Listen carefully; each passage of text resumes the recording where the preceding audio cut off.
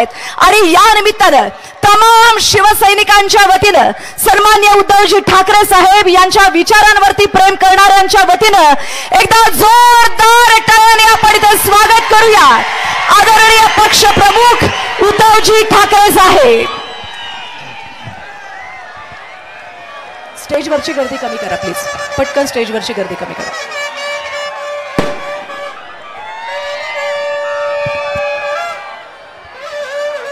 ठीक आहे.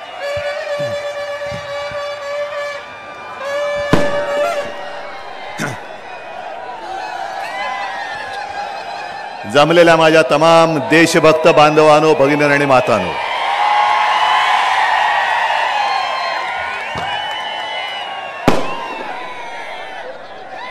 काय बोलू मी तुमच्या प्रेमाने भारावून गेलेलो आहे. पण एका गोष्टीचा मला अभिमान आहे, मी मराठी मातेचा आणि मराठी मातीचा आशीर्वाद घेऊन दिल्लीच्या हुकुमशाही विरुद्ध लढायला उभा राहिलेला आहे. आणि दिल्लीश्वरांना जे वाटतंय की उद्धव ठाकरे काय करू शकत नाही, तुम्हाला हा महाराष्ट्र माती खायला लावल्याशिवाय राहणार नाही, हे मी तमाम माझ्या या बांधवांच्या, भगिनींच्या आणि मातांच्या समोर सांगतोय.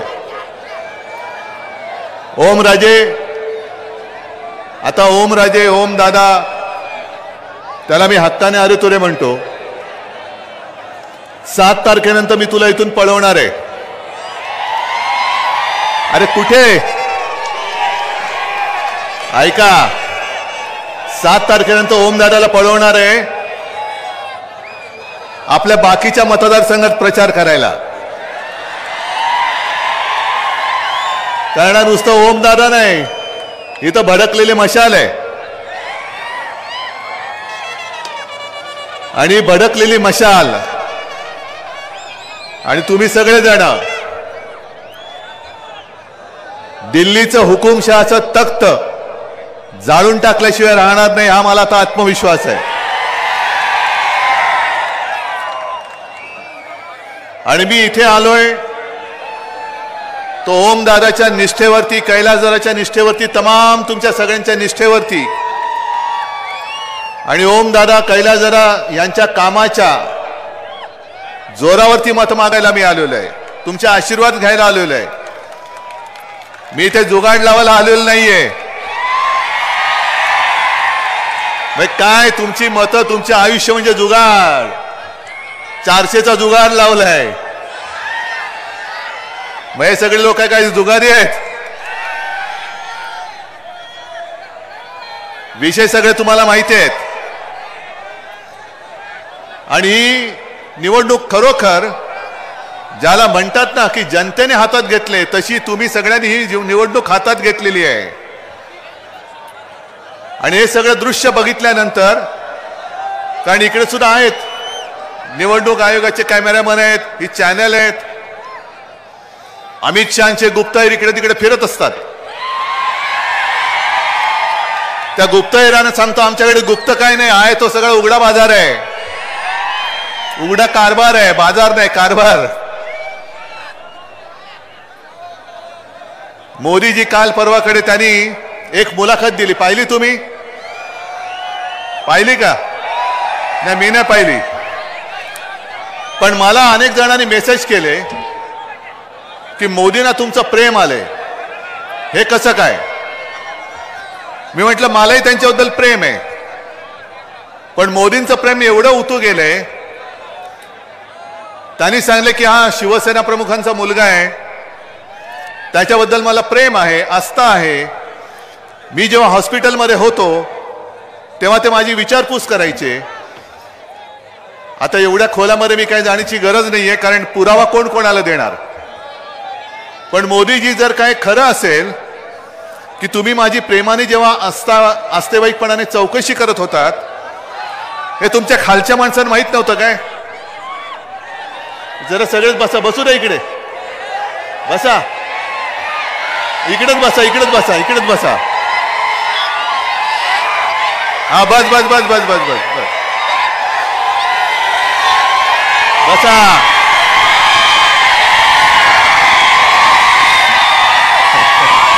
अरे बसा ना आता. अरे बस बस बस. अरे बसा आता.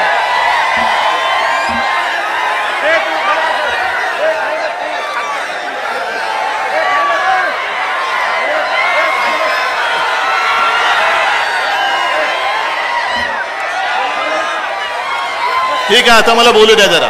चला कैलास जरा पाठी. Mike mike. आता बस. आता शांत. हे बघा सगळ्यांनी शांत बसा. थोडस खाली बसा. खाली बोला. खाली बसा. बोला छत्रपती शिवाजी महाराज की. छत्रपती शिवाजी महाराज की. धन्यवाद. सगळ्यांना विनंती आहे थोडं शांत बसा आणि साहेबांना आता बसून घ्या.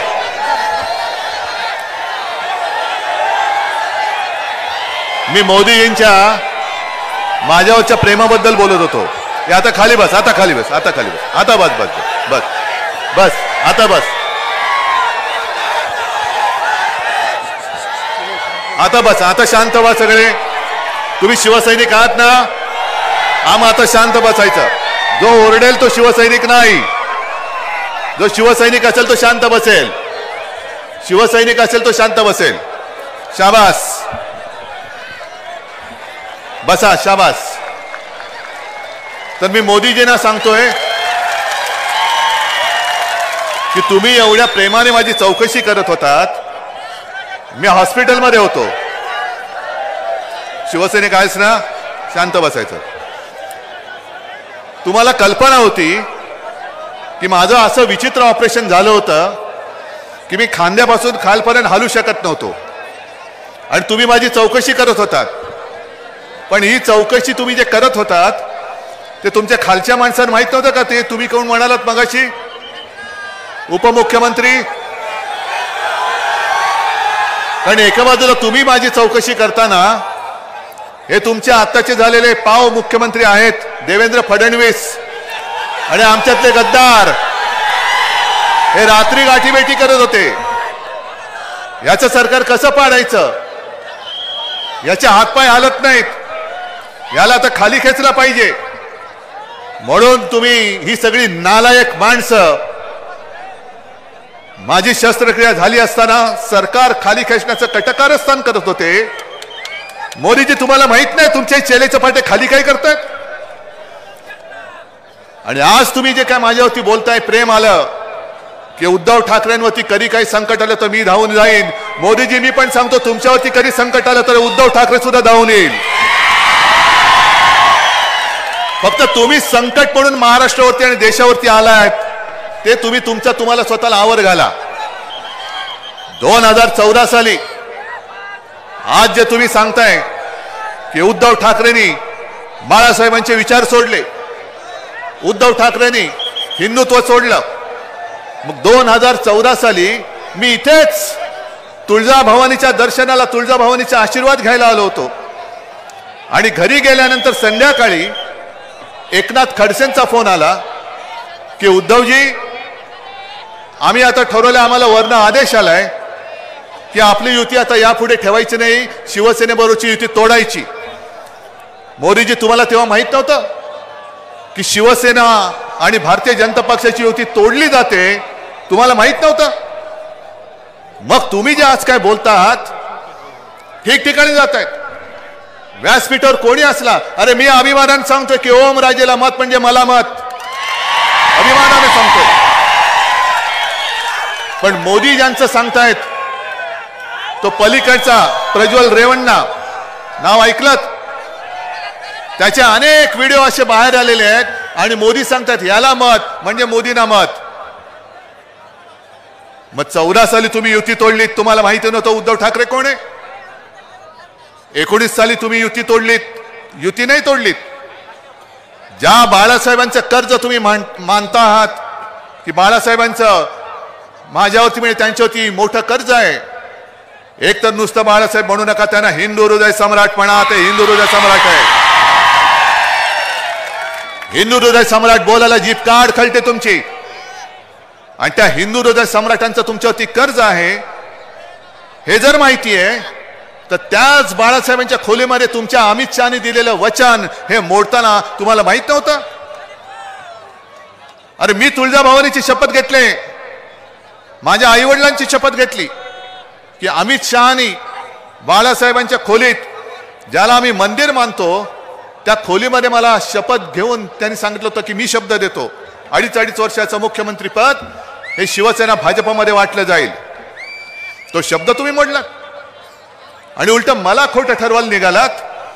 मग मगाशी ओमराजेंनी जे काय प्रश्न मांडले, अंबादासनी जे मानले, त्या प्रश्नाची उत्तरं दिल्यानंतर तुम्ही ठरवायचं खोटं कोण बोलतंय.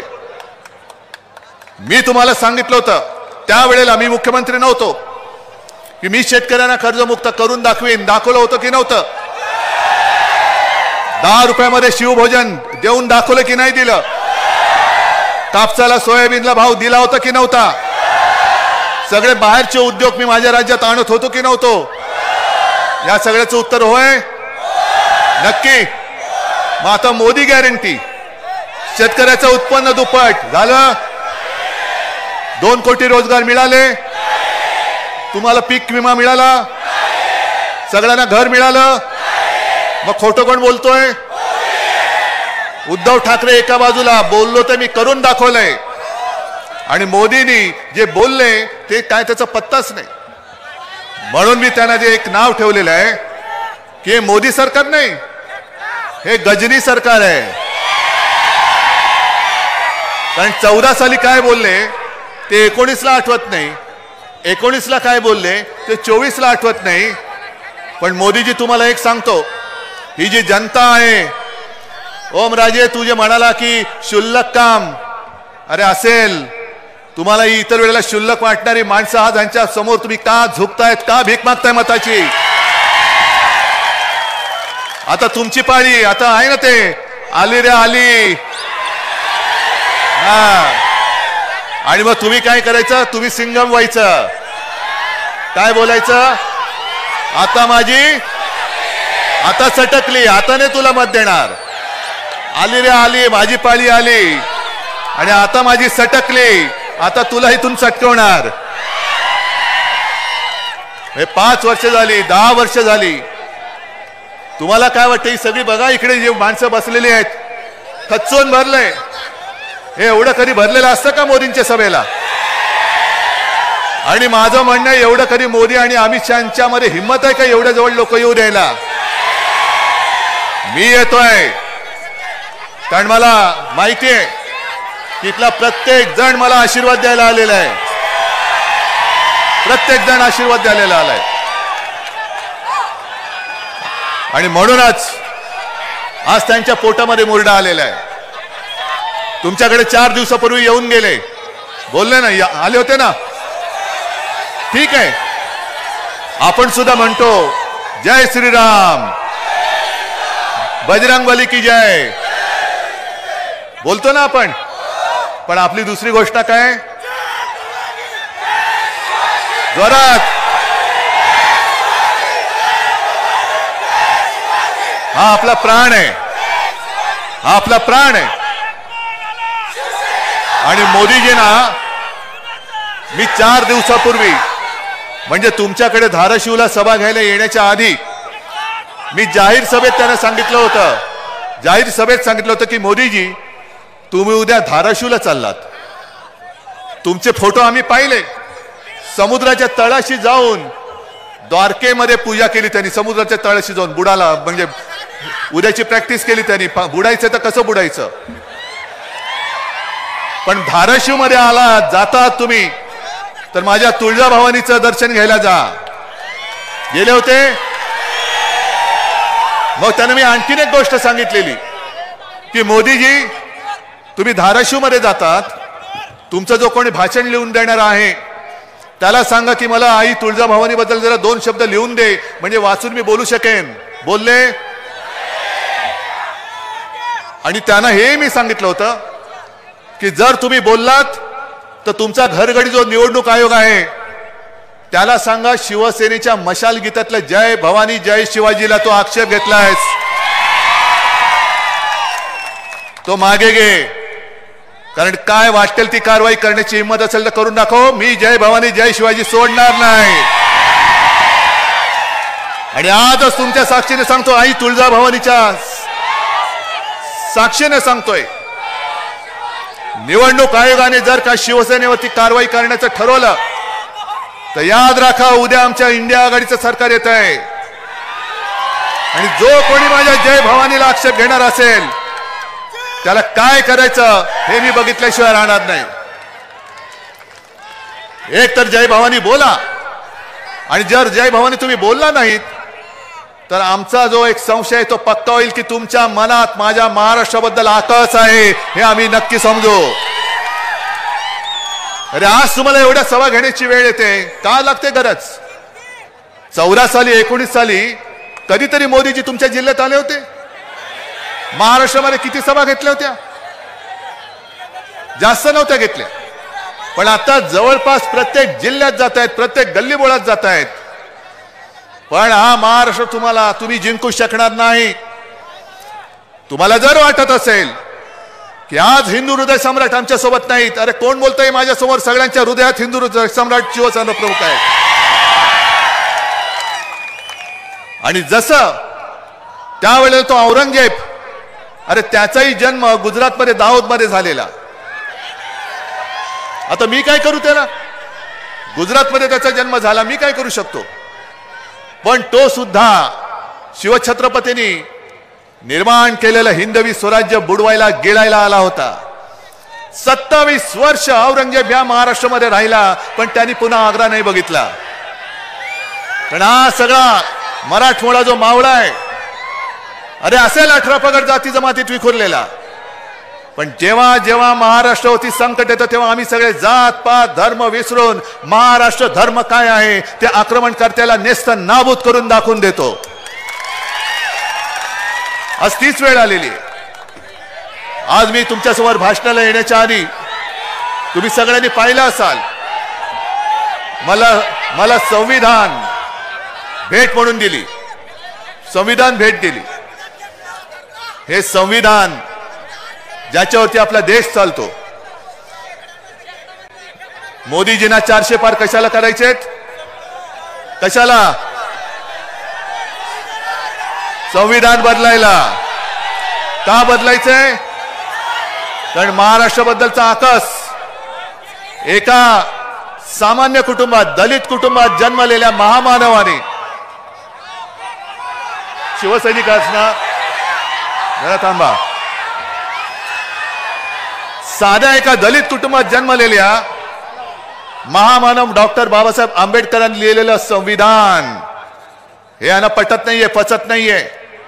हे यांचं बुरसटलेलं गोमूत्रधारी हिंदुत्व, ज्या गोमूत्रधारी हिंदुत्वाने माणसाला माणूस म्हणून जगायला ते देत नव्हते, आणि त्या वाईट रूढी परंपरा विरुद्ध जसे डॉक्टर बाबासाहेब आंबेडकर महामानव लढले, तसेच माझे आजोबा प्रबोधनकार ठाकरे सुद्धा लढले होते.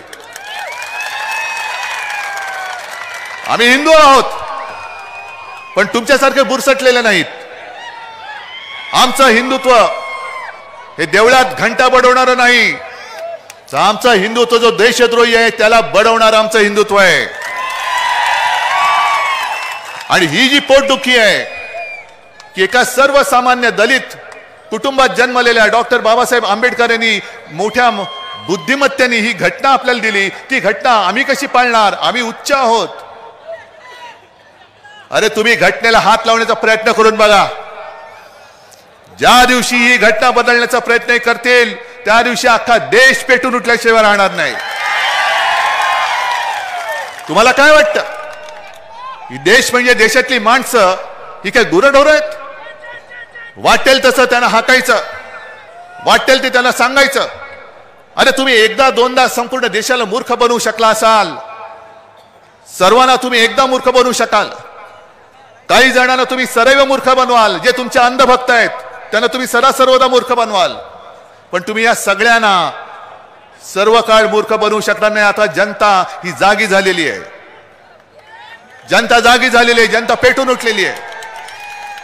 प्रत्येक वेळेला काही झालं, निवडणूक जवळ आल्यानंतर हिंदू मुस्लिम करायचं, हिंदू मुस्लिम दंगे लावायचे. काय करताय जरा थांबा. प्रत्येक वेळेला दंगे करायचे आणि आता त्याने नवीन काढले. म्हणजे मी बातम्या वाचत असतो, बातम्या बघत असतो. इंडिया आघाडी जिंकली तर म्हणजे पाकिस्तानला आनंद होईल. का पाकिस्तानला आनंद होईल? अरे आमच्यापैकी कोणीतरी न बोलवता नवाज शरीफचा केक खाऊन आलो होतं तुमच्यासारखा? आमच्यापैकी कोणीतरी तिथल्या त्या जिनाच्या कबरीवरती डोकं टेकून आलं होतं? नाही. पण आपल्यामध्ये मारामाऱ्या लावायच्या. अरे इकडे सुद्धा मुस्लिम समाज मोठ्या प्रमाणावरती आमच्या सोबत आलेला आहे. आणि जे मुस्लिम बांधव माझ्यासमोर येऊन मला बोलतात की उद्धवजी आता तुम्हीच आमची शेवटची आशा आहात. मी त्यांना विचारतो की अरे तुम्ही, मी तर हिंदुत्ववादी आहे, त्याला आपका हिंदुत्व हमें मंजूर आहे. कारण मी जे तुम्हाला मागे सांगून गेलो होतो की आपलं हिंदुत्व हे घरातली चूल पेटवणार आहे आणि भाजपचं हिंदुत्व हे घर पेटवणार हिंदुत्व आहे. आम्हाला घर पेटून आमच्या पोळ्या भाजायच्या नाहीत. मोदीजी तुम्ही जर का मतं मागणार असाल तर काँग्रेसने 70 वर्षात काय केलं बघितलं म्हणून तुम्हाला निवडून दिलं होतं. विशेष म्हणजे दोन्ही वेळेला शिवसेना तुमच्या सोबत होती. 70 वर्षात काँग्रेसने काही केलं नव्हतं म्हणून लोकांनी तुम्हाला निवडून दिलं होतं. आता लोक म्हणतात काँग्रेस बरी काहीतरी केलं होतं आणि जे केलं होतं ते तुम्ही विकून टाकलं. पण एक गोष्ट नक्की की आता तुमचे जे काय तुमच्या मनातले प्रश्न आहेत की तुमचं उत्पन्न दुप्पट नाही झालेलं, तुमच्या मुलाला नोकरी नाही, सगळे जे काही विल्हेवाट लावलेली ती सगळी आहे. खात्यामध्ये 15 लाख आले पण भाजपच्या खात्यात किती आले? 10,000 कोटी. मग आजचे दिन कोणाचे आले? आणि तुमच्या माहितीसाठी सांगतो की जर कोर्टाने यांचं टाळकं सणकवलं नसतं, यांचं भांड फोडलं नसतं तर आणखीन 10,000 कोटी रुपयांचे रोखे छापून तयार होते. त्याची ऑर्डर त्यांनी दिली होती. मग आता मला सांगा, इथले व्यासपीठावरती काँग्रेसची लोक पण आहेत. काँग्रेसच्या खात्यामध्ये किती आहेत पैसे? काही शेकडा कोटी असतील. ते सुद्धा यांनी फ्रीज करून टाकले होते.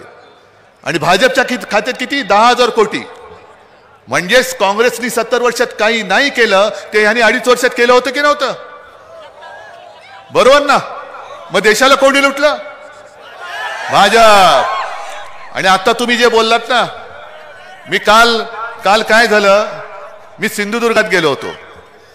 सिंधुदुर्गामध्ये सुद्धा एक तर पंचायत अशी झालेली आहे की मोदीजी जे बोलले की हे काँग्रेसवाले, इंडिया आघाडीवाले तुमची सगळ्यांची संपत्ती ही लुटतील आणि ज्याला मुलं जास्त आहेत त्याला ते देतील. काय भाषा? म्हटलं हो मोदीजी, तुम्हाला राजकारणात पोर होत नाही त्याला आम्ही काय करू? आमचा दोष आहे? आमची मुलं तुम्हाला कडेवर घेऊन फिरवावी लागतात, ह्याला मत द्या, ह्याला मत द्या, ह्याला. अरे तुमचं पोर कुठे आहे?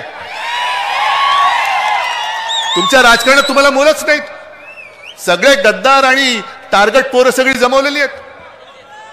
सिंधुदुर्गात गेलो होतो, तिथले आपले गद्दार माहिती आहेत तुम्हाला. त्यांनी मला धमकी दिली होती, कोकणात येऊनच दाखव, यांच्या विरुद्ध बोललं तर परत जाऊन दाखव. अरे मी जाऊन उभा राहिलो, म्हणले मी उभा इकडे, या हिम्मत असेल ये, तुला गाडून जातो की रे बघ. म्हणजे कोकणातली माणसंच तुला तिकडेच गाडतील पण संपूर्ण राज्यभर माझी माणसं गल्लीबोळामध्ये पसरलेले तुला फिरू देतील काय? पण तिकडे सुद्धा सकाळी अमित शाह येऊन गेले आणि अमित शाह काय म्हणाले की हे नकली सेना आहे, नकली सेना, ही नकली सेना, ही नकली सेना. मग मी त्यांना काय बोललो,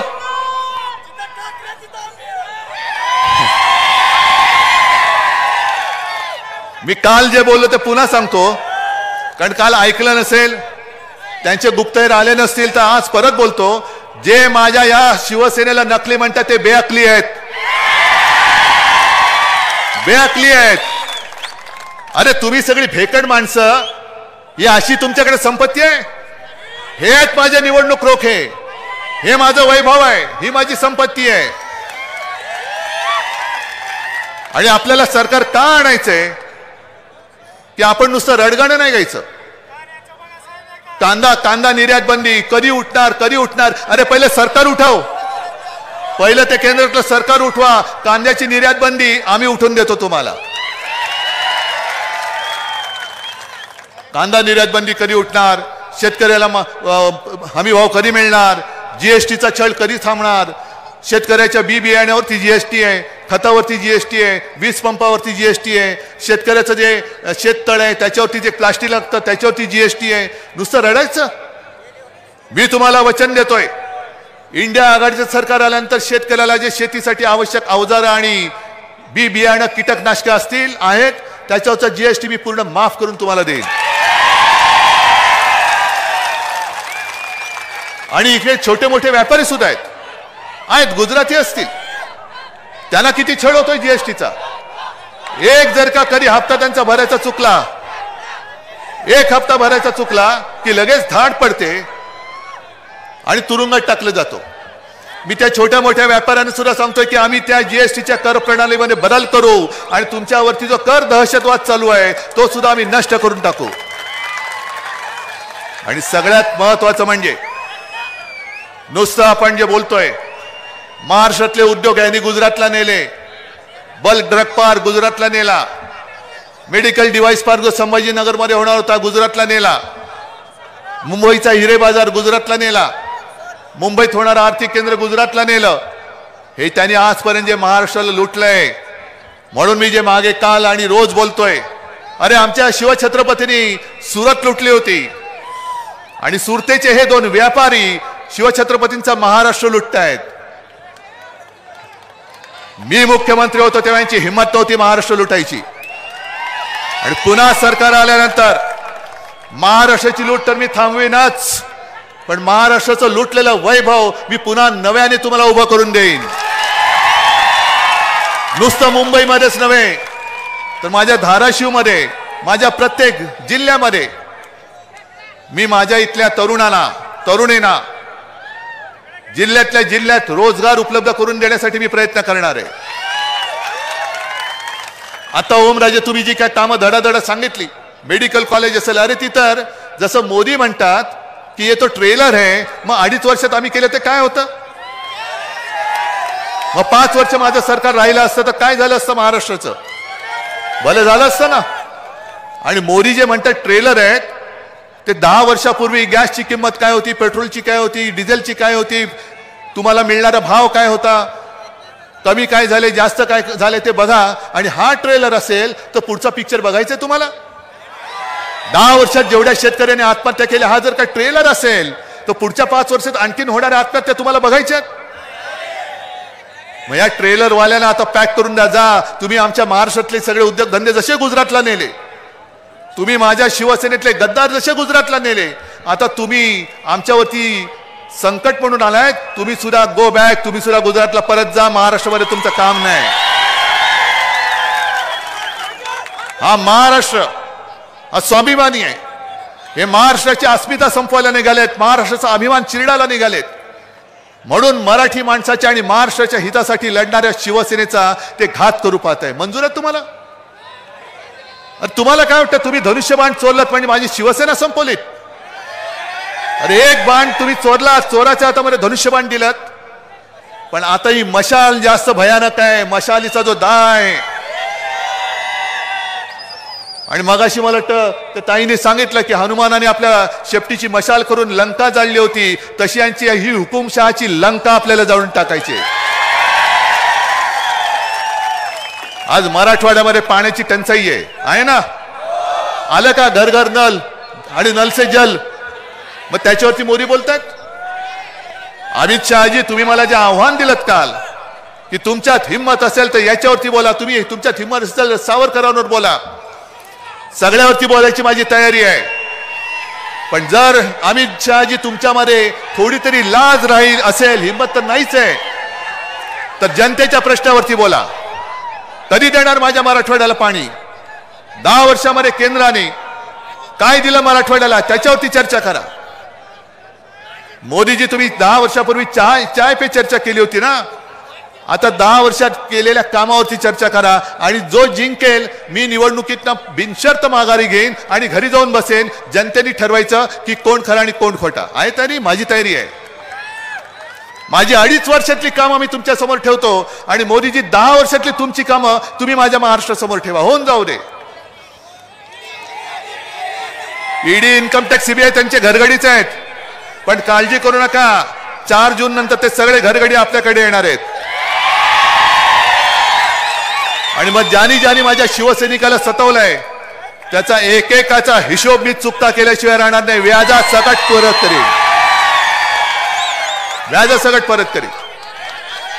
आज जे शेतकरी आलेत, शेतकरी किती आहेत?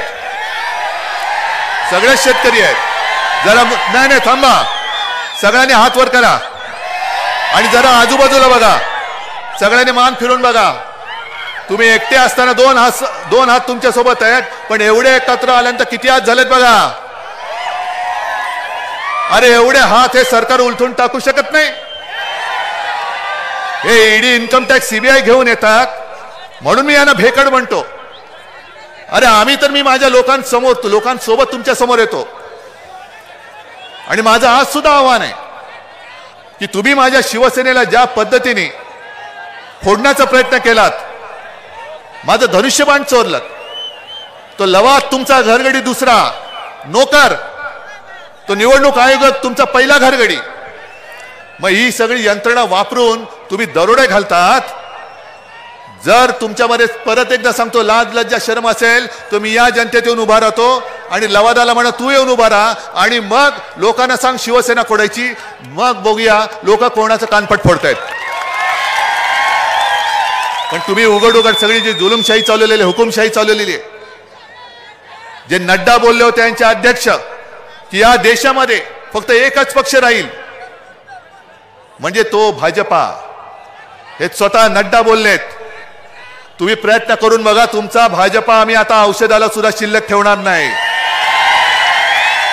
हा जोश जल्लोष, हा बोलकाय, हे मगाशी तुम्ही इकडे दाखवता ईव्हीएमचं, हे सगळ्यांना कळले का नीट? उमेदवार सांगण्याची गरज आहे, निशाणी सांगण्याची गरज आहे, पण ही निशाणी घरोघरी पोचले.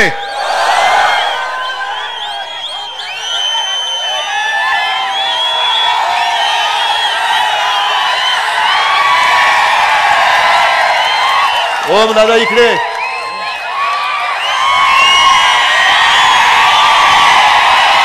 नाही माझं ऐका ऐका.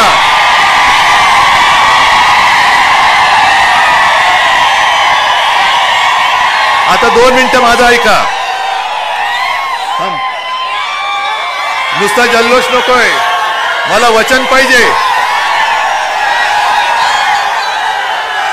ही जागा किती मताधिक्याने जिंकून देणार? अजून समोरच्याचं डिपॉझिट जप्त करून तुम्ही मला ओमदादाला जिंकून देणार? मग त्याच्या हातात मशाल देऊ? तुम्ही हातात मशाल घेतले, ही मशाल हुकुमशाहीला जाळेल. मग एकदा जोरात नारा द्या, जय भवानी, जय भवानी. चला, जय हिंद, जय महाराष्ट्र. शिवसेनेचे पक्षप्रमुख आदरणीय उद्धवजी ठाकरे साहेब आणि यानंतर घाणेगाव तालुका बार्शी जिल्हा सोलापूर यांच्याकडून 21,000 रुपये लोकवर्गणीच्या माध्यमातून सन्माननीय ओमदादांना या निवडणुकीसाठी या गावातील सगळ्या सहकार्य दिलेली आहे, ज्यामध्ये घाणेगाव तालुका बार्शी कडून 21,000 रुपये लोकवर्गणीतून निधी अमोल मोरे, अभिमान पाटील, पोपट जाधव यांच्या वतीनं ओमदादांना इथे देण्यात येते. याचबरोबर ग्राहक समिती महाराष्ट्र राज्याचे अध्यक्ष अशोकराव देशमुख, याचबरोबर जिल्हा अध्यक्ष शिवाजी दांगट, प्रदेशाध्यक्ष तानाजीराव गोंड साहेब, कार्याध्यक्ष सतीजी बुरगुटे साहेब आणि या सगळ्यांच्या वतीनं जाहीर पाठिंबा या प्रसंगी ते या ठिकाणी देत आहेत. मी त्यांचेही मनपूर्वक आभार व्यक्त करते. आणि यानंतर मकरंद राजे निंबाळकर साहेबांना विनंती करते त्यांनी आभार प्रदर्शन व्यक्त करावं. आजच्या या जाहीर सभेला आपल्या सर्वांचे लाडके नेते पक्षप्रमुख आदरणीय उद्धव बाळासाहेब ठाकरे साहेब हे उपस्थित राहिले, तसेच विरोधी पक्षनेते अंबादासजी दानवे साहेब, माजी आमदार राहुल मोठे साहेब, माजी आमदार ज्ञानेश्वर तात्या पाटील हे सर्वजण उपस्थित राहिले, त्याबद्दल मी व जिल्हा काँग्रेसचे अध्यक्ष तसेच राष्ट्रवादी काँग्रेसचे अध्यक्ष सर्व महाविकास आघाडीचे पदाधिकारी उपस्थित राहिले, त्याबद्दल मी सर्वांचे खूप खूप आभार मानतो. माझी सगळ्याला कळकळीची विनंती आहे, नीट नीट शांततेत ऐका. प्रत्येक जण परत जाताना, प्रत्येक जण परत जात असताना